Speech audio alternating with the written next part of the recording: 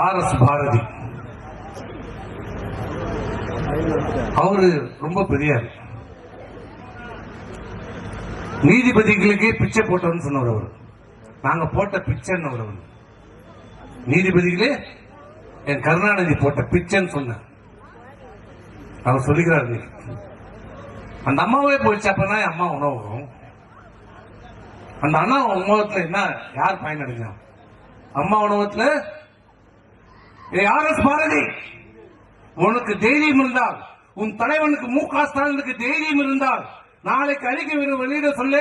இந்த அம்மா உணவகத்தால் எந்த நன்மையும் இல்லை, யாரும் பயனடையவில்லை, அதனால் இதை நாம் மூடுகிறோம் என்று தைரியம் இருந்தால் உன் முதலமைச்சரை அறிக்கை வெளியிட சொல்ல பார்ப்போம். சொல்ல பார்ப்போம்.